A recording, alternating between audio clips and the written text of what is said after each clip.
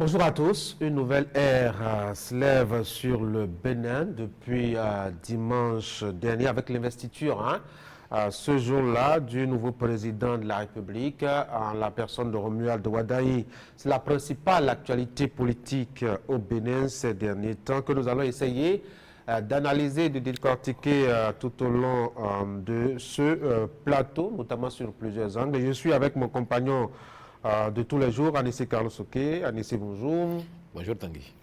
On va justement aborder cette actualité-là sous plusieurs angles. On va déjà aborder l'angle de l'entrée officielle en fonction du nouveau chef d'État et les défis qui l'attendent pour les 7 prochaines années puisqu'il a un septennat à passer. Nous allons ensuite examiner la physionomie de son premier gouvernement puisque le soir même de son investiture, Romuald Ouadaï a sorti un gouvernement de 24 membres. On va un peu essayer de voir les profils et les choix opérés à l'occasion. Et puis on va terminer avec le constat de tout le monde, en tout cas des hommes des médias, la réapparition du ministère de la communication au niveau donc de la configuration du gouvernement. Cela a été absent pendant ces 5 dernières années, depuis 2021 où Patrice Talon a fait l'option de supprimer donc ce département ministériel. On verra bien ce retour, ce que ça apporte, en tout cas à l'univers des médias au Bénin. On commence donc par le tout premier sujet.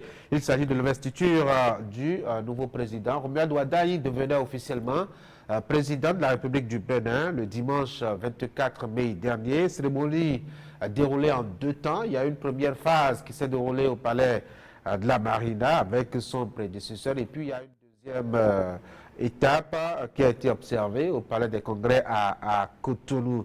Parlons justement de la première étape. Les deux grands hommes de ce jour-là s'étaient vus au Palais de la Marina. Patrice Talon a paru tout décontracté avec, c'est rare de le voir comme ça, sa veste et sans sa cravate. On a bien l'impression que c'est l'homme qui se décharge. Oui, je pense qu'il donnait l'image de quelqu'un qui sortait de la fonction, qui n'avait plus l'obligation d'être strictement vêtu comme par le passé.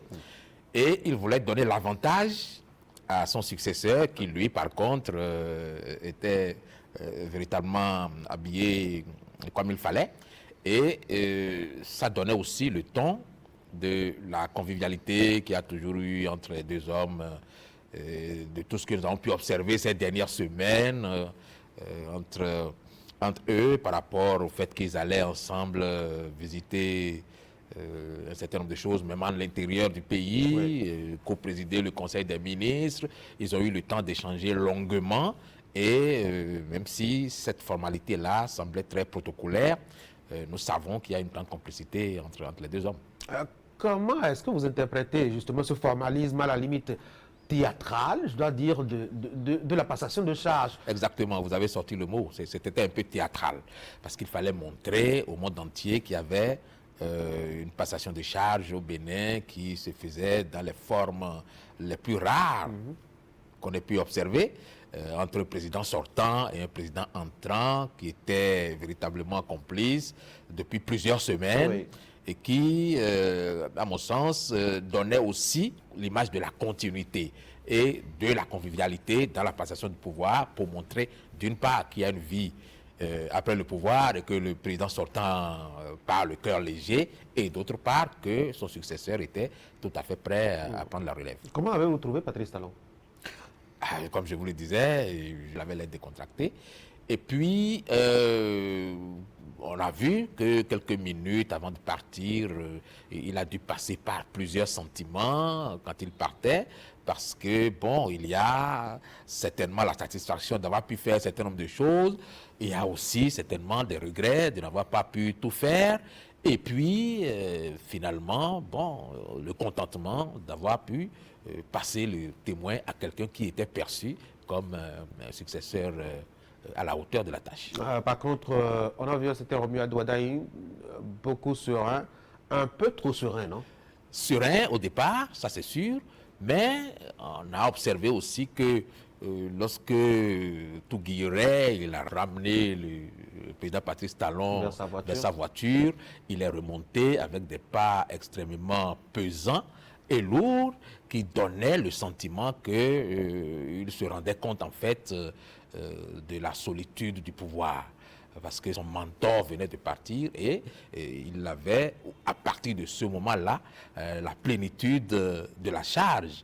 Hier, il avait un parapluie et là, à cette minute-là, il n'avait plus de parapluie. C'est lui qui était plutôt devenu le parapluie, avec toutes les incertitudes que ça peut comporter, avec tous les doutes qu'on peut avoir, avec toutes les craintes qu'on peut avoir et peut-être même des peurs qu'on peut avoir. Mais il a traversé tout ça en quelques marches et avant d'arriver en haut de l'escalier, il avait déjà repris du poil de la bête et à ce moment-là, je pense qu'il était tout à fait prêt à entrer dans la fonction.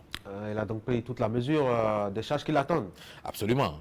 Et ce n'est pas n'importe quelle charge. La présidence du Bénin est une charge assez lourde. Et on se rappelle que le président Mathieu Kérékou, à l'époque, en passant le témoin à Boni Yahi, l'avait averti de ce que cette charge-là n'était pas à la portée de n'importe quel homme. Et Boni Yahi en a témoigné après. Et en passant le témoin à Patrice Talon, il n'a peut-être pas eu à lui dire la même chose, mais Patrice Talon, lui, il savait déjà à quoi s'en tenir. Et nous avons vu que lui aussi, il a porté la charge, mais avec beaucoup de difficultés parce qu'il s'est lui-même imposé des défis qui rendaient la tâche encore plus complexe. Donc, en passant le témoin à Romuald Wadagni, il a dû aussi l'avertir d'un certain nombre de choses qui n'étaient pas faciles à vivre. Et je pense qu'en pensant à tout ça, il a dû prendre toute la mesure de ses responsabilités. En tout cas, on s'en rendra compte au fil des jours, des semaines, des mois. Même si déjà il a déjà posé ses premiers pas, on verra à la longue s'il a vraiment investi totalement le rôle qui est le sien depuis dimanche 24 mai dernier. Après cette étape justement déroulée à la Marina, le nouveau président est allé prêter serment officiellement au Palais des Congrès à Cotonou lors d'une cérémonie solennelle. On va commencer déjà par les présences là-bas et surtout faire place d'abord aux étrangers puisque en Afrique, l'étranger est plus important. On va constater d'abord ceux qui n'étaient pas venus. Les chefs d'État, on a une continuité, hein? C'est le style talent qui continue. Tout à fait. Et c'est un style à la fois sobre et économique. Parce que recevoir des chefs d'État, ça prend beaucoup de temps et ça coûte beaucoup d'argent. Et donc, quand on veut faire les choses rapidement et qu'on a à cœur d'économiser de l'argent, on n'invite pas des autres de cette dimension-là pour faire la fête. Parce que quand ils arrivent, parfois il y en a qui passent la nuit, il y a un protocole très lourd. C'est vrai que c'est très agréable. Ça allonge d'ailleurs. C'est vrai que c'est très agréable de recevoir les gens, mais en fait, ça ne vous apporte pas grand-chose. L'hospitalité au-dessus de tout en Afrique. Et c'est pour ça que, même si les chefs d'État n'étaient pas présents, leurs représentants quand même étaient là. On a eu les représentants des chefs d'État qui comptent, enfin, dans le voisinage et qui, ma foi, nous laissait penser que peut-être il ne viendrait pas du tout, mais qu'il n'enverrait personne. Et ça, je pense que c'est un point positif de cette investiture-là, parce que nous avons enregistré la présence de voisins qui, hier, étaient en situation un peu difficile avec nous. Ça doit être alors une considération exceptionnelle à l'endroit de Bola Tinubu, lui qui a eu la chance au moins d'avoir été invité en 2021 pour ce genre de cérémonie. Oui, c'était important parce que Bola Tinubu est président du Nigeria et que avec le président sortant du Nigeria, le général Buhari, on avait eu des difficultés, vraiment des difficultés de collaboration et il fallait justement changer cela. Et quand quelqu'un de nouveau vient au pouvoir, ça donne toujours l'espoir d'un nouveau départ et on essaye toujours de revoir ce qui peut l'être. Et nous n'avons pas eu tort, puisque depuis que Bola Tinubu est là, il y a un certain nombre de choses qui s'améliorent. On a l'impression, hein, en tout cas, que l'économie prime toujours sur, je dois dire, l'agréable et surtout ce que la visite de ces chefs d'État pourrait nous apporter. Il y a aussi la visibilité qui compte à ce genre d'occasion parce qu'un président de notre pays qui se déplace, c'est en même temps aussi avec toute sa communication qui se déplace, le regard étranger qui se porte sur le Bénin, etc., etc. Tout ça ne semble pas peser vraiment à côté de l'économie qu'il faut faire. Il faut aussi se dire que ça n'apporte pas des retombées si importantes que ça. Pendant 10 ans, Patrice Talon n'a pratiquement reçu personne. Mais ça n'a pas diminué l'aura du Bénin sur la scène internationale, ça n'a pas réduit notre importance dans la coopération régionale, sous-régionale et même internationale. Ce qui est sûr, c'est que quand vous êtes concentré sur le travail et que vous avez la tête dans le guidon, vous avez rarement le temps de vous distraire un peu avec la visite de vos homologues parce que, quoi qu'on dise, quand un chef d'État arrive, vous êtes obligé d'abandonner un certain nombre de choses et de vous occuper de lui, de sa délégation et de tout ça. Donc ça occupe le temps, ça prend de l'argent et finalement, je pense que les retombées ne sont pas si importantes que ça parce que quand on fait le bilan des 10 ans de Patrice Talon, dès les deuxième et troisième année, il y en a qui poussaient déjà des cris d'orfraie pour dire que le Bénin est dans l'isolement diplomatique le plus absolu, parce que personne ne vient visiter le Bénin. Or, c'était un choix totalement assumé et on s'est rendu compte à la fin que, honnêtement, il n'y avait rien de diminué dans l'aura du Bénin. Les guest stars de la cérémonie du dimanche, c'était notamment les représentants des pays de l'AES, le Niger, le Burkina Faso et le Mali, et surtout cette réaction du public béninois présent à l'occasion, lors, je dois dire, du passage du Premier ministre nigérien notamment, Oui. On leur a fait beaucoup de place. Oui, parce que les relations entre le Niger et le Bénin sont délétères. Le Niger avance jusqu'à aujourd'hui des raisons qui avaient laissé penser que même quand on aurait changé de chef d'État, ça allait perdurer. Et voilà que là, on les voit arriver à l'investiture, un peu comme si ils avaient décidé de revoir un peu la situation et de reconsidérer un certain nombre de positions.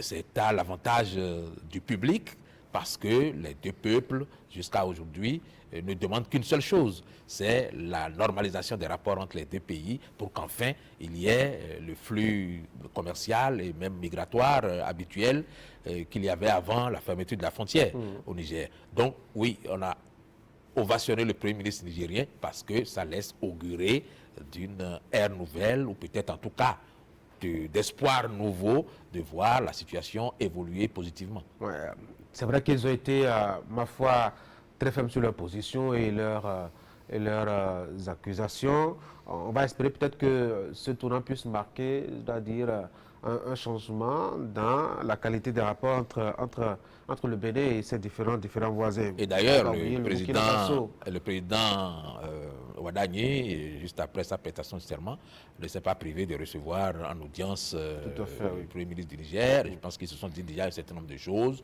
certainement dans le but de créer un dégel et de faire évoluer la situation. On verra bien notre étranger qui était à Cotonou et qui n'était pas des moindres, Aliko Dangote, homme d'affaires à Cotonou. On disait qu'il était relativement proche de Patrice Talon, que de venir à l'investiture de Ouaddaï devrait se prendre quelque peu, non? Non, pourquoi ça se prendrait? Aliko Dangote est un homme d'affaires. Il a certainement des vues sur le Bénin par rapport à un certain nombre d'affaires.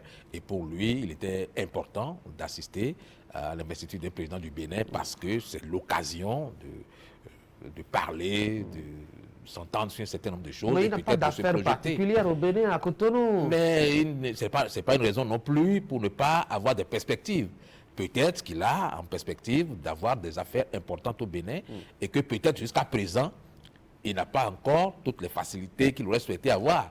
Un nouveau président avec une nouvelle vision peut constituer un espoir nouveau et il n'a pas tort d'essayer en tout cas de prendre langue avec le nouveau président pour que dans l'avenir quelque chose de positif puisse se faire. On va en tout cas voir ce que ça peut apporter pour un Bénin qui aspire justement à transformer son environnement industriel. On sait que l'homme est très investi, en tout cas, dans ce milieu-là. Son environnement agroéconomique aussi, puisque l'homme aussi intervient dans ce champ-là. Et on imagine mal qu'il n'ait vraiment aucun projet à destination du à Bénin. destination du Bénin. Oui. En tout cas. Allez, voyons voir maintenant ceux d'entre nous qui sommes sortis pour voir ce qui s'est passé à Cotonou. Il y a déjà ceux d'entre nous les plus importants par le passé, et qui sont d'ailleurs tout aussi importants aujourd'hui. Les anciens chefs d'État, Boni Yahi et Nicéphore Soglo, qui étaient vraiment, je dois dire, très très complices à l'occasion. On a bien l'impression que en griffe, ces deux gamins qui se retrouvaient après une longue période, je dois dire, d'éloignement. Oui, et c'est l'image d'ailleurs que la classe politique béninoise projette par moment. On se chamaille, on se crêpe les chignons, on s'entre-déchire, et puis il y a des moments décisifs au cours desquels on oublie toutes les rancœurs et on se congratule, on s'embrasse, on est content. La conférence nationale des forces vives de la nation est un exemple concret de cet état d'esprit-là, qui a toujours continué d'ailleurs par habiter les Béninois. Donc, personne véritablement n'a été surpris de voir nos anciens chefs d'État se congratuler et se féliciter d'avoir enfin un successeur sur lequel il y a presque, on va dire, une entente parfaite. On va dire que tout le monde, quelque part, a un espoir très grand que Romea Douadagni va faire quelque chose qui mette tout le monde d'accord. À part eux, on a aussi d'autres personnalités qui ont fait le déplacement. Les anciens présidents de l'Assemblée nationale du Bénin. Je vais mettre surtout l'accent sur deux d'entre eux, notamment Adrien Mbedji, qui a eu quelques soucis vers la fin du régime Talon, avec justement ce régime qu'il soutenait officiellement en tout cas, et un certain Bruno, devenu très rare et taciturne par la suite aussi. Oui, en fait, on va dire que tout le monde était présent. Absolument tout le monde. Tous ceux qui pouvaient, en tout cas, se déplacer étaient présents. Donc, c'était un Bénin qui s'était retrouvé avec lui-même, avec tous ses enfants, et qui se projetait ensemble avec eux pour, on va dire, un nouveau départ. Mais si Adrien Mbedji était présent, c'est parce que au fil du temps, ses sentiments ont évolué, et on se souvient que lors de sa dernière sortie, il nous disait que, après avoir parlé sérieusement avec le président, il comprenait en fait un certain nombre de mesures qui avaient été prises et que lui-même avait décriées. Donc, quelque part, il était déjà acquis à l'idée que le bilan de Patrice Talon était défendable et que la continuité était une excellente chose. Bruno Amoussou, quant à lui, a été présent, bien qu'il ait déjà pris de l'âge et qu'il aurait pu prétexter d'une certaine fatigue pour ne pas venir. Mais venir était important pour lui parce que l'élection de Romea Douadagni peut être perçue un peu comme le résultat de toute l'action politique que lui, Bruno Amoussou, a pu mener dans le département, dans les départements du Mono et du Koufo pendant toutes ces longues années, pour que le département ait une certaine visibilité aujourd'hui, qu'il y ait un certain nombre d'affaires accomplies dans cette région-là aujourd'hui, et que des hommes politiques commencent par émerger au point qu'on puisse élire un président, même s'il est jeune, et que lui, Bruno Amoussou, par le passé, avait tout fait pour se faire élire sans succès. En tout cas, je me dis par ailleurs que ça peut être comme, je dois dire, une manifestation bien claire de son échec, puisque l'ultime but qu'il s'était fixé, c'était quand même d'accéder au pouvoir suprême. Et il était si proche, justement, quand on voit un peu son parcours, ministre d'État, etc., de fait même annoncé de Mathieu Kérékou, alors dans le temps. Quand vous êtes un homme politique avisé, quand vous ne pouvez pas vous-même atteindre les résultats que vous vous êtes fixés, vous trouvez le moyen quand même de l'atteindre par personne interposée. Et je pense que l'appui de Bruno Amoussou a été certainement déterminant dans le choix même de Ouadagni comme candidat et puis ensuite pour son élection. Alors, juste après ces constats, hein, on va s'attarder maintenant sur le contenu du discours d'investiture de Romuald Ouattara. Il s'est adressé pour la première fois en tant que chef d'État investi aux Béninois et aux Béninoises. Est-ce qu'il y a un passage particulier qui vous aura retenu? Moi, j'ai surtout remarqué ce clin d'œil insistant aux voisins avec qui on n'a pas une très bonne entente. C'est carrément une obsession. Non, ce n'est pas vraiment une obsession, mais c'est un constat de situation à corriger assez rapidement. Et je pense qu'il est dans les dispositions d'esprit de trouver les voies et moyens de régler ces problèmes-là, même si, quelque part, ce n'est pas forcément le Bénin qui est en tort. Mais il a dit qu'il faut prendre langue avec les autres, et c'est ça qui est important. Oui. Prendre langue avec eux, discuter avec eux, et si les autres, de leur côté, mettent de l'eau dans leur vin et s'assouplissent par rapport à un certain nombre de positions qui étaient difficiles à comprendre, ben, ça se passera bien. Et je pense aussi que les autres, de leur côté, ont pris la mesure de la situation et se disent sans aucun doute, puisque le pouvoir change de main, nous allons parler avec le nouveau président en des termes différents, parce que lui, il n'est pas responsable des offenses que nous reprochons à son prédécesseur, et par conséquent, on peut évoluer dans la discussion avec lui, même si les causes fondamentales pour lesquelles nos voisins s'éloignaient de nous n'ont pas disparu comme par enchantement. La coopération avec la France reste une réalité, et les bases militaires françaises qu'ils croient avoir découvert au Bénin restent une réalité dans leur esprit, et les opérations de déstabilisation qu'ils croient avoir aussi interceptées restent présents dans leur esprit, sauf s'ils décident que tout ça a été revu en temps et que, bon, il y a lieu de penser que le Bénin n'est plus la base arrière dont la France se sert pour déstabiliser leur pays. Oui. Voilà, donc il y a au Bénin, en tout cas, les bonnes dispositions d'esprit pour prendre langue avec les voisins et faire évoluer la discussion vers un dégel de la situation, une ouverture de la frontière et retrouver le niveau antérieur de nos échanges.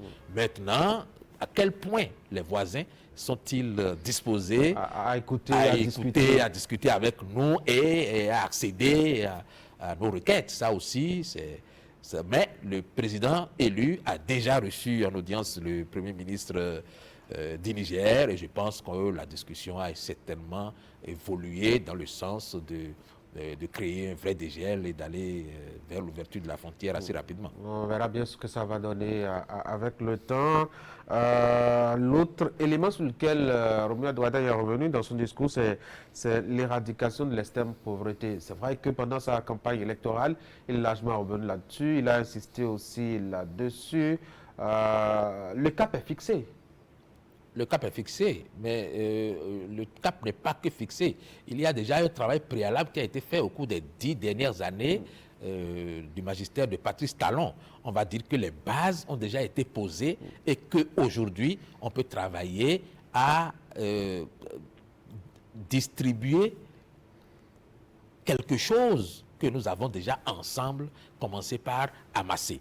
Et donc, hier, il fallait assainir le paysage, il fallait trouver le moyen de mobiliser les ressources internes, il fallait fermer les portes de déperdition d'argent.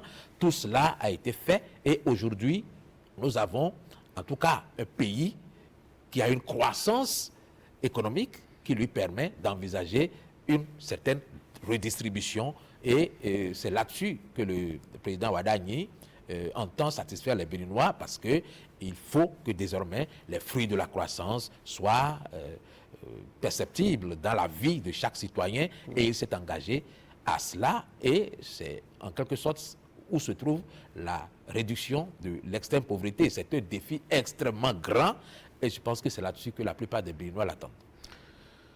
Il y a de gros défis, en effet, pour les 7 prochaines années. La construction, enfin, je dois dire la répartition de la richesse nationale après justement les sacrifices et les 10 années de sacrifices que nous avions pu faire, comme vous le dites, si bien. Mais il y en a d'autres sur lesquels certainement le président Wade devra se pencher en urgence, notamment pour ce qui est du renforcement, je dois dire, de la cohésion sociale. Les réformes n'ont pas forcément cimenté les liens sociaux entre nous. Non, et je pense que là-dessus, il a raison de vouloir ouvrir la discussion avec les uns et les autres pour que les plaies puissent être pensées. Tout à fait. Mais fondamentalement, je pense que ça ne change pas le fait que dans l'esprit du président, le Bénin a trouvé son chemin et que nous, les Béninois, avons déjà décidé d'avoir un nouvel état d'esprit pour affronter ensemble les défis de demain. Ça suppose quoi? Qu'on ne va pas revenir en arrière sur ce qui hier était combattu. Mais s'il y a eu des plaies, s'il y a eu des déchirures, on va ensemble s'asseoir pour voir dans quelle mesure on les corrige, on les pense pour que la cohésion nationale puisse se renforcer. Quels sont les défis urgents selon vous de ce secteur-là? Si le président lui-même considère que l'extrême pauvreté est le plus grand défi, et j'ai beau réfléchir, je ne trouve pas un défi plus grand que celui-là.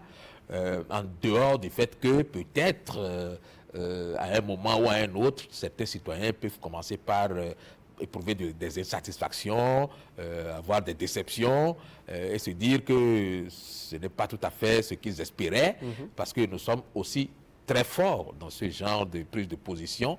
Nous nous battons pour faire venir quelqu'un au pouvoir et puis un an après, on commence par se dire non, mais je n'ai pas mon compte. Comme si chacun doit nécessairement avoir un compte personnel dans l'action du président de la République. Le président travaille pour tout le monde et si nous pouvons ensemble peut-être observer cette trêve qui est si tant souhaitée, peut-être qu'alors nous permettrons au gouvernement de travailler et nous en reviendrons certainement parce que le gouvernement n'est pas dans la politique politicienne. Le gouvernement travaille dans une sorte de technicité pour faire avancer le pays dans l'intérêt de tous les Béninois, qu'ils soient de la mouvance présidentielle, de l'opposition ou d'autres tendances. Un joli pont pour moi, pour passer à notre sujet, notamment le deuxième prévu pour être décortiqué tout au long de cette émission, la physionomie du premier gouvernement de Romuald Wada. Il faut dire que dimanche soir déjà, on avait une idée de ce qui allait constituer son équipe rapprochée pour conduire les affaires publiques sur les premiers temps de sa gestion. 24 membres au total, un peu comme son mentor, qui composait aussi une équipe de 24 personnes en 2021. La continuité pour la continuité, de façon rigoureuse. Non, mais à une différence près. C'est que cette équipe-ci est essentiellement jeune. Très jeune. Et c'est toute la différence. Et pour comprendre pourquoi nous avons un gouvernement de jeunes, il faut remonter à 2016. Qu'est-ce qui s'est passé? Quand Patrice Talon héritait d'un Bénin fragilisé, fracassé, descendu de son piédestal. Vous avez rappelé de vieux souvenirs. Et qu'il avait à faire un travail d'assainissement. Assainissement du point de vue de l'administration, du point de vue fiscal, du point de vue social et du point de vue politique. Il s'est attaché à faire ces choses-là et dans ce travail qu'il a eu à faire entre 2016 et 2026, il y a énormément de personnes qui se sont trouvées progressivement écartées de la gestion du pouvoir, des personnes qui avaient une certaine emprise, qui avaient une certaine capacité à forcer les gouvernants à accepter leurs choix, ont été en douce mis à l'écart. Vous verrez que en 2016 et 2026, la vieille garde a été progressivement, mais intelligemment mise à la retraite. Donc, on a renvoyé tout cet dinosaure qui occupait l'espace et qui, ma foi, n'apportait pas forcément une plus-value technique, mais juste un poids politique. On a envoyé tout cela jouer le second rôle et ça a permis de faire émerger une race de jeunes gens techniquement bien formés, compétents, qui ont eu un parcours pendant ces 10 dernières années, qui ont une certaine compétence avérée et qui peuvent aujourd'hui prendre les rênes de l'État pour nous faire tous avancer assez rapidement. Donc, c'est un travail qui a été fait de façon minutieuse pour montrer que Romuald Wadagni n'est pas un accident de l'histoire, que Romuald Wadagni n'est pas un homme providentiel. C'est je crois que c'est le résultat concret du travail de réforme que Patrice Talon a initié depuis 2016 pour laisser le pays en partant à des jeunes qui, ma foi, ont capacité à travailler pour faire avancer le Bénin très rapidement, à condition justement que nous tous nous entendions pour que la politique politicienne soit un peu remisée et que nous observions une certaine trêve pour permettre à ces jeunes-là de travailler pour nous tous. Et il y a au total 6 femmes. Hein? Il y a 6 femmes, on aurait pu souhaiter avoir plus, mais par rapport au ratio que nous avions dans toutes les autres institutions, c'est déjà pas mal d'avoir 6 femmes, même si je pense que le président Wadagni fera certainement peut-être mieux dans les années qui suivent. Nous avons des femmes qui déjà étaient, il y en avait qui étaient déjà au pouvoir, qui étaient déjà dans le gouvernement de Patrice Talon, et il en a ajouté quelques-unes, et ma foi, je pense que quand on observe le profil de ces femmes-là, contrairement aux autres institutions dans lesquelles on peut dire que la politique a pu jouer un rôle quelconque, ici, l'argument majeur du choix, c'est la technicité et la capacité. Ah oui, vous avez vraiment l'impression que la technicité a pris le pas le dessus sur vraiment l'aspect politique là? Moi, je ne vois pas qui dans le gouvernement y est présent parce qu'il constitue un poids politique. Et je ne connais personne. En janvier, Yahweh-Déou, qui a été maintenant affecté à la décentralisation, ce n'est pas le meilleur technicien des affaires de gestion des communes du Bénin. Non, mais il y a des exceptions comme lui. Même à Goncan, Gildas c'est pareil. Ce n'est pas le meilleur. On peut dire que ceux-là ne sont pas de la génération de Romuald Wadagni. Parce que Patrice Talon nous prévenait déjà au cours du dernier Conseil des ministres. Il disait, moi et ceux de ma génération, nous partons pour vous laisser, vous les jeunes, travailler. Bon, si les partis politiques n'ont pas disparu du pays, on peut supposer que peut-être, bon, on a pu caser 1 ou 2 éléments, mais ces éléments-là non plus ne sont pas forcément représentés au gouvernement parce qu'ils ont un poids politique particulier, mais surtout parce que quelque part, ils ont quelque chose à faire valoir en dehors du champ politique. Et c'est le cas de Gildas à Goncan et de Janvier Yahweh-Déou, qui a une longue expérience politique qui peut être très très utile dans un ministère comme celui de la décentralisation. D'ailleurs, il a été coordonnateur donc, des ministres conseillers. Des ministres conseillers. On a Gildas à Goncan qui a une longue pratique parlementaire. Exactement. Donc ils ont quelque chose à apporter d'autre que le simple poids politique. Et quand on prend les femmes, on se rend bien compte que toutes les femmes qui sont dans le gouvernement le sont parce qu'elles ont un profil vraiment qui a été identifié comme étant très utile au poste où elles ont été nommées. On a des anciens du gouvernement Talon, finis, qui ont été reconduits, au total 7. Certains ont même eu la veine de conserver l'intégralité de leur portefeuille. Je pense au ministre de la Santé, par exemple, qui a gardé son portefeuille de façon intégrale. Je pense au ministre de la Justice, par exemple, qui a gardé son portefeuille. Il y en a un certain nombre comme ça qui ont gardé leur portefeuille parce que ce que le grand public ne savait peut-être pas, c'est que Romuald Wadagni avait déjà pris la main d'une certaine façon et avait déjà positionné des hommes qui sont dans son sérail de travail professionnel. Il y a un certain nombre de têtes qu'il avait déjà identifiées, avec lesquelles lui, il travaillait depuis un moment. Madame Brunet, qui était à l'ambassade du Bénin à Paris et qui est venue dans le gouvernement, faisait déjà partie de son cercle restreint de travail. C'est pareil pour le ministre de la Justice, c'est pareil pour le ministre de la Santé. Ils sont un certain nombre comme ça. Le ministre des Sports. Donc, voilà. Dato, c'est des gens qui étaient déjà dans son sérail et qui travaillaient déjà avec lui. Et donc, c'est lui qui déjà les avait positionnés dans le gouvernement du président Patrice Talon pour qu'il prenne la main et que, justement, quand lui il sera aux affaires, il puisse l'accompagner. Et donc, oui, il n'y a pas que eux. Il y a aussi, dans les directions générales, dans les directions techniques, qui ont travaillé directement avec lui au ministère des Finances, un certain nombre de personnalités avec qui il a collaboré avec succès et qu'il a positionné au gouvernement aujourd'hui pour continuer de l'accompagner.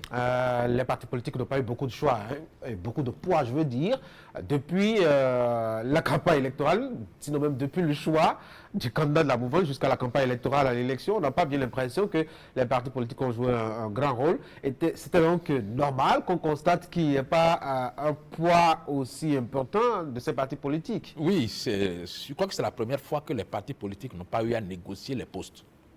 C'est la première fois qu'après une élection, ou enfin, même avant, les partis politiques n'aient pas eu à s'asseoir pour négocier pour le partage. Pour négocier les postes, non pas sur la base de compétences, mais sur la base simplement de quotas. De leur influence. De l'influence et de quotas affectés à chaque parti par rapport au soutien qu'on apporte aux candidats. C'est la première fois que ça arrive. Et on peut constater que certainement il y a des frustrations parce qu'ils ne sont pas habitués à faire la politique pour les beaux yeux de qui que ce soit. On fait la politique pour être représenté au gouvernement, pour être représenté dans les instances supérieures de l'État. Donc, certainement qu'il y a des déceptions, mais je constate avec vous que les partis politiques n'ont pas eu un rôle prépondérant dans la composition du gouvernement. Est-ce que ce n'est pas l'annonce de l'homme prochaine? S'ils ne peuvent pas avoir de poids direct sur l'action publique, sur l'action de celui qui dirige, et qu'on peut composer sans eux, il vaut mieux qu'ils fassent baraque. Mais je pense que le nouvel état d'esprit dont Patrice Talon parlait tantôt et que Romuald Wadagni lui-même a repris à son compte, peut amener les uns et les autres à se dire qu'il y a des sacrifices à faire pour que le pays avance. Et on ne peut pas continuer sur la base de la simple appartenance politique, continuer d'occuper des postes alors qu'on n'en a pas compétence. Il faut que nous ayons tous à cœur de donner la chance à notre pays d'être dirigé par des gens qui en ont la capacité et qui peuvent faire avancer les choses très rapidement dans l'intérêt de nous tous. Si les partis politiques comprennent ça, il y a d'autres champs qu'ils peuvent continuer d'investir. Il y a les mairies, il y a les députés, il y a un certain nombre de postes dans le pays qui sont liés, directement liés à l'appartenance à un parti politique. Nous pouvons croire que les hommes qui sont au sein de ces partis-là acceptent la situation comme ça et se disent que bon, le gouvernement ne peut plus continuer d'être la chasse gardée des forces politiques qui gouvernent le pays, qui obligent le président à faire des choix qui ne sont pas forcément des choix judicieux. Et tout ça peut constituer des entraves, des retards, et parfois même des situations qui nous conduisent dans le gouffre. Et tout ça fait partie des raisons pour lesquelles il y a eu des réformes depuis 2016 pour amoindrir l'influence des partis politiques, je vous le disais tantôt, par rapport à la gestion directe du pouvoir d'État.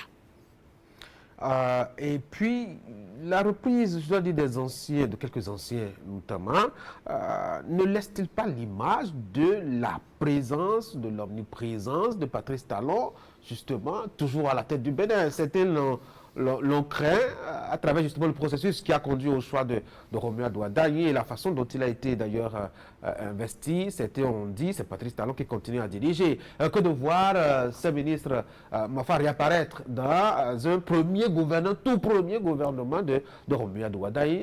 C'est un peu comme pour dire, oui, vous avez raison, c'est Patrice Talon qui gouverne encore. Non, mais vous savez, quand Boni Yayi était arrivé au pouvoir en 2006, il s'est trouvé des gens pour lui dire, si vous prenez un seul membre de l'ancien régime, alors là, vous n'aurez plus d'état de grâce, on va considérer que véritablement c'est une déclaration de guerre. Et Boni Yayi les a suivis. Il est allé chercher des agrégés, des PhD, il a mis dans un gouvernement. Ça n'a pas duré. Ça n'a pas duré parce qu'il n'y avait pas de continuité. lorsque vous arrivez au pouvoir et que vous considérez que vous n'avez pas à tisser la nouvelle corde au bout de l'ancienne et que vous pouvez aller prendre votre attache n'importe où, vous vous cassez la figure. Or, ici, c'est une continuité totalement assumée. Et donc, c'est tout à fait normal que les personnes qui, hier, étaient au pouvoir se retrouvent dans l'appareil d'État pour la continuité. Et le contraire aurait été bien surprenant parce que Patrice Talon... Mais on peut faire de la continuité avec de nouveaux visages, avec de nouvelles compétences. Je suis convaincu qu'on peut voir 3, 4, 10 fois 24 personnes pour constituer une équipe gouvernementale. Mais on observera aussi que sur une équipe de 24 personnes au gouvernement, il y a 17 nouveaux. 17 nouveaux visages au gouvernement.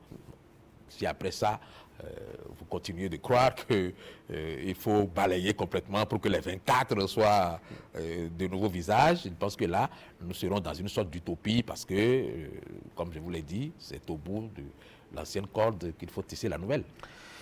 Lui, quand il était ministre d'État en charge de l'économie et des finances, de la coopération et tout ce qui va avec, il a tiré cette locomotive que les gens ont trouvée suffisamment lourde et très longue.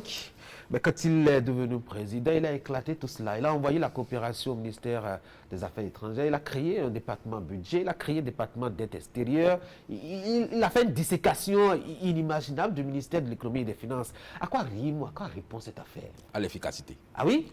Parce qu'il a eu Mais le lui, temps. il était efficace. Il a eu le temps, en étant au gouvernement, de faire des observations, de travailler avec un certain nombre de personnes, de voir où il y avait des goulots d'étranglement, de voir où il y avait des améliorations à apporter pour avoir plus d'efficacité. Et donc, oui, aujourd'hui, je vous ai dit, la politique politicienne n'a pas une place réelle dans le travail qui se fait. C'est un travail purement technique. Et dans un travail purement technique, on peut être amené effectivement à revoir le positionnement des ministères et de revoir aussi les portefeuilles pour qu'il y ait une cohérence dans l'action gouvernementale et surtout qu'il y ait une véritable complémentarité dans l'action publique. Le ministère de la Coopération repart aujourd'hui au ministère des Affaires étrangères. Non, la coopération n'est plus au ministère des Affaires étrangères. Ah oui? Ah non, la coopération n'est plus au ministère des Affaires étrangères. Il a sorti la coopération, comme Patrice Talon l'avait déjà fait avant lui. Oui. Bon, il a, dans un certain nombre de ministères, fait des jonctions. Et aujourd'hui, on ne parle plus du ministère du Travail et de la fonction publique. Il a revu ça complètement. Il est allé mettre ça dans le budget. Vous voyez? Donc, quand la fonction publique et le budget sont ensemble, tout va bien. Vous voyez? Donc, il y a un certain nombre de fonctionnalités comme ça qu'il a dû étudier et qu'il a effectivement voulu mettre en œuvre pour qu'il y ait une plus grande efficacité et une plus grande fluidité dans le travail qui se fait au niveau de l'État. C'est sûr que les 4 personnes qui représentent aujourd'hui le ministère des Finances dans le gouvernement ont un travail complémentaire à faire qui est d'autant plus important qu'il était nécessaire de les mettre séparément pour que chacun ait véritablement à s'occuper de ces volets très importants. Et quand on parle de mobilisation des ressources internes, et que c'est à partir de cette mobilisation qu'on fera la redistribution, on voit déjà que le président... Est-ce qu'on avait vraiment besoin de l'ériger en ministère quand on sait le travail, je dois dire, énorme, abattu déjà par le ministère, la direction des impôts par exemple, avec autant d'innovations, de réformes qui ont permis de renflouer les caisses de l'État. Et qu'aujourd'hui, on considère qu'il faut ériger en ministère un certain nombre de départements qui sont extrêmement importants et surtout que certains parmi les cadres qui étaient à la tête de ces départements ont travaillé 10 ans durant à faire des réformes et ont totalement à l'esprit, on va dire, les objectifs très précis de ces réformes-là. Et certainement, il est utile de les mettre là pour que la continuité soit automatique. Quand on prend aussi un certain nombre de ministères, on voit que Romel Wadagni n'a pas fait que faire du jumelage. Il y a, comme je le disais tantôt, une volonté d'amener aussi le gouvernement au contact du citoyen pour améliorer un certain nombre de choses dans la vie des citoyens. Aujourd'hui, nous avons un ministère qui est dédié à l'éducation civique. On n'avait pas vu ça depuis longtemps. Et c'est extrêmement important d'avoir un ministère comme celui-là parce que c'est Eustache Présidentiaux, paix à son âme, qui disait à la conférence nationale, nous avons tous intérêt à définir le type de citoyen que nous voulons pour le Bénin, parce que nous sommes en train d'expérimenter un système nouveau et que ce système doit avoir un type de mentalité qui correspond, Qui s'adapte. qui s'adapte à ce système. Si nous n'avons pas défini ce type de citoyen, que nous n'avons pas formé ce type de citoyen-là, d'ici quelques décennies, nous allons nous retrouver avec une démocratie qui serait un peu en Mais perdition. quand on va loger la formation civique au ministère des Sports, à quoi est-ce qu'il répond quand on sait qu'il y a beaucoup d'autres ministères qui auraient pu prendre la relève, surtout que éduquer, c'est d'abord commencer à prendre le bas âge. Oui, et c'est surtout que dans l'entendement, le ministère des Sports et le ministère de la Jeunesse. Oui. C'est le ministère de la Jeunesse et des Sports. Même quand on ne le dit pas de façon expresse, c'est le ministère de la Jeunesse et des Sports. Et que quand on parle d'éducation civique, il faut s'attaquer aux jeunes parce que vous et moi, c'est foutu. On ne peut plus rien nous corriger dans la tête. Un petit constat rapidement, le temps de partir. Le ministère du Tourisme qui a été dessouché et qui a été envoyé au commerce. Vous avez compris quelque chose à ça? Ah oui, parce que c'est cohérent. Ah oui? C'est cohérent. Parce que le commerce est à la base du tourisme. Et le tourisme ne peut pas fonctionner sans le commerce. Donc, quand les touristes arrivent, c'est le ministère du Commerce qui offre aux touristes, en fait, toutes les commodités que le tourisme peut générer. Toutes les marchandises, toutes les petites affaires qui se créent, tous les commerces qu'il y a autour du tourisme qui permettent à l'État de générer des fonds, d'avoir des devises pour que le tourisme soit rentable. Je pense que ce n'est même pas la première fois. Nous avions, sous la Révolution, des ministères du commerce qui étaient jumelés avec le ministère du commerce, de l'artisanat, du tourisme. On avait eu ça par le passé. C'est pas nouveau. En fait, dans la nomenclature, lorsque vous parlez de commerce et de tourisme, vous ne pouvez pas les mettre dans des départements séparés si vous voulez travailler de façon cohérente. Le dernier sujet qu'on a abordé, c'est la réapparition, puisque nous sommes toujours au niveau du gouvernement, c'est la réapparition d'un ministère qu'on a perdu de vue depuis 5 ans, le ministère de la Communication. Et les journalistes, enfin, les hommes des médias, les professionnels des médias sont contents. Vous avez compris pourquoi? Je n'ai pas compris pourquoi, parce que je ne sais pas pourquoi ils sont contents. Parce que par le passé, je ne connais pas très bien la plus-value que nous avions à avoir un ministère dédié à la communication et aux médias. Parce que on a tort, à mon sens, quand on est un professionnel des médias, de penser que l'État est en responsabilité pour faire de nous le pouvoir que nous sommes censés représenter, le contre-pouvoir, j'allais dire, que nous sommes censés représenter. Oui, mais l'État doit créer les conditions, le contexte, l'environnement, l'écosystème pour nous permettre d'éclore et justement de développer le contre-pouvoir ou les éléments de contre-pouvoir que nous sommes. Je pense qu'il y a beaucoup de malentendus dans la vie même des médias au Bénin. Il y a eu beaucoup de malentendus. Le premier malentendu, c'est déjà qu'à un moment, nous avons cru que, étant donné que nous sommes devenus les premiers en matière de liberté de presse en Afrique et les troisièmes dans le monde, nous avions atteint les sommets sur le plan professionnel. Ce qui n'était pas le cas du tout. C'était juste que nous avions à l'époque un président qui considérait que, bon, si en m'insultant tous les matins, vous pouvez avoir votre bonheur, allez-y, injuriez-moi, il n'y a pas de problème. Et nous ne nous sommes pas privés de l'injurier parce qu'à un moment, tout le monde a considéré que la presse était faite pour injurier le président tous les matins. Voilà le premier malentendu. Donc, la place que nous avions occupée n'était pas par le mérite des médias, mais par le simple fait que nous avions un président qui, lui, avait décidé de nous laisser faire. N'est-ce pas? Premier malentendu. Deuxième malentendu, c'est le contenu. comme je vous le disais tantôt, nous avons pensé que c'est en créant le suspense tous les matins, en faisant des scoops qui sont parfois totalement erronés, d'informations qui sont sans fondement, que nous étions dans une presse vivifiante. Donc, on ne vérifiait pas l'information. On balançait les manchettes à l'emporte-pièce. Et ça ne gênait personne parce qu'à un moment, nous avions justement à la tête du pays quelqu'un qui disait « laissez-les faire ».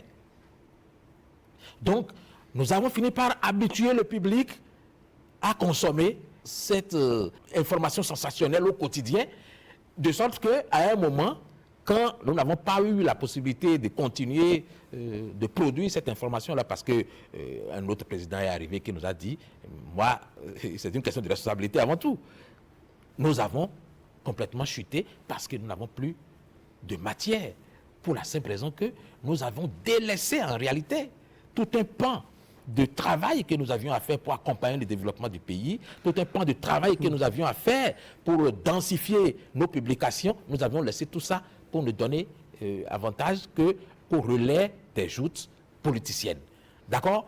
Maintenant, quand on quitte là, le troisième malentendu, c'est l'aide de l'État à la presse. En quoi est-ce que c'est un malentendu? Partout ailleurs, l'État fait l'effort de trouver les mécanismes par lesquels il soutient sa presse pour qu'elle soit professionnelle. Parce qu'une presse professionnelle, ce n'est pas forcément l'élément contre-pouvoir qu'il faut voir. Une presse professionnelle, c'est une presse qui apporte quelque chose d'essentiel à la politique ou aux politiques publiques, aux politiques de développement. Et quand vous dites partout ailleurs, vous parlez de quel pays? De tous les pays dans le monde. Je ne pense pas. Ah oui? Je ne pense pas. Est-ce qu'il y en a un seul pays dans le monde démocratique qui affame justement... Il n'y a pas d'aide de l'État à la presse. Il n'y a pas d'aide de l'État à la presse en Europe. Les allègements fiscaux, j'ai parlé de mécanismes. J'ai parlé de mécanismes. Merci. Si vous parlez d'allègements fiscaux, si vous parlez de la création d'un environnement incitatif, ah oui, là je suis d'accord. Et c'est en ça que la création d'un ministère dédié est une chose importante. Parce que ce n'est que ça que l'État est supposé faire. Mais l'État ne peut pas nous donner de l'argent frais tous les jours en disant prenez, développez-vous. Quand vous prenez cet argent-là, vous vendez quelque chose. Vous vendez soit votre liberté, soit votre indépendance. Toute personne qui vous remet de l'argent achète quelque chose. Et lorsque vous voulez être un pouvoir, l'argent public. Lorsque vous voulez être un pouvoir, vous ne pouvez pas compter sur l'argent public pour vous développer. Pourquoi? Parce qu'il y a des mécanismes par lesquels on peut vous contraindre à ne pas faire du journalisme et à faire de la communication. N'est-ce pas? Je pense que nous avons à nous reprendre en main. Je pense qu'il faut repenser cette corporation de façon à ce que il y ait la création de grands groupes de presse, qu'il y ait des regroupements à l'instar de ce qu'on voit dans les partis politiques. Qui engage justement cette réforme-là? C'est le ministère. Ce n'est pas le ministère. C'est le ministère qui décline ainsi une politique publique pensée par celui qui dirige le Bénin. Absolument pas. Ah oui? Ah, si vous attendez ça des pouvoirs publics, vous ne serez jamais un pouvoir. Le pouvoir, ça s'arrache. On ne vous le donne pas. C'est une illusion de penser que l'État va tellement bien nous organiser que nous allons finir par devenir un pouvoir contre l'État. C'est impossible.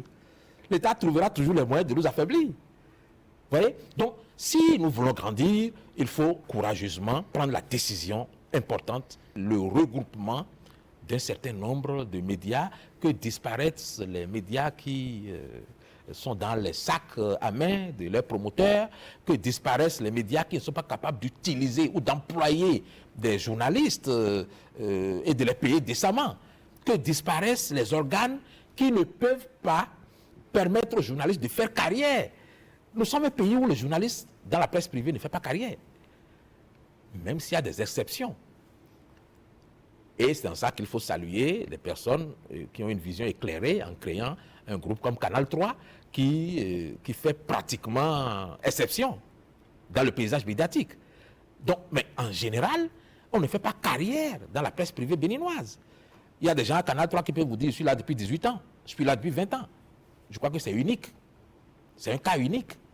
Mais il faut créer des groupes dans lesquels on puisse faire carrière parce qu'on est décemment payé et qu'on peut penser à avoir une retraite en travaillant dur. L'État ne nous donnera jamais cela. n'est-ce pas? Et lorsque nous avons fini ça, et que nous avons adopté un modèle économique, parce que ça, c'est aussi le grand défi. Il faut adopter un modèle économique. Supposez par exemple que une télévision comme Canal 3 décide d'avoir des tricycles. Je parle comme ça, des tricycles. Hein? 200 tricycles dans la ville de Cotonou qui appartiennent à Canal 3 et que les amis de Canal 3 décident de prendre en priorité. N'est-ce pas? Un grand restaurant à l'intérieur de Canal 3 où tous les grands habitués de Canal 3 décident de venir manger parce que ça permet de parler avec le journaliste qui a fait l'émission d'hier, celui qui a fait l'émission de ce matin, de leur permettre d'avoir des idées et tout ça. Donc, une fois que vous avez le modèle économique qui permet à l'organe d'être autonome, à ce moment-là, lorsque le gouvernement vient et veut communiquer en mettant de l'argent sur la table, vous pouvez dire en regardant le gouvernement dans les yeux, nous prenons votre argent, mais nous avons le droit de continuer de faire du journalisme, pas que de la communication. Si vous n'êtes pas autonome et que vous n'êtes pas capable d'employer des gens, de permettre aux gens de faire carrière, lorsque l'argent du gouvernement arrive, vous faites tout ce qu'on vous dit de faire, vous cessez de faire en fait du journalisme et vous ne faites que de la communication. Je pense que c'est là-dessus qu'il faut que nous réfléchissions pour savoir que l'État nous accompagne, mais l'État ne créera jamais les conditions pour que nous soyons un contre-pouvoir fort et puissant. Je l'avais dit, hein, le temps allait nous manquer, le temps nous a manqué puisqu'il y a quelques aspects qu'on devrait aborder concernant toujours ce sujet, la réapparition du ministère de la Communication. Certains applaudissent, d'autres doutent, d'autres se réservent. On verra bien ce que ça va donner. On pourra revenir là-dessus une prochaine fois pour examiner un peu à quoi est-ce que la réapparition du ministère de la Communication pourrait être en tout cas un atout pour la renaissance de la presse après ces 10 années, ma foi, passées à errer. On dira quels sont les avantages que nous pouvons en tirer en nous organisant et en faisant des propositions concrètes pour que nous puissions évoluer. Allez, c'est Carlos Zouké, merci. C'est moi qui vous remercie. Mesdames et messieurs, c'est la fin de cette émission. Merci d'avoir été là. Portez-vous bien.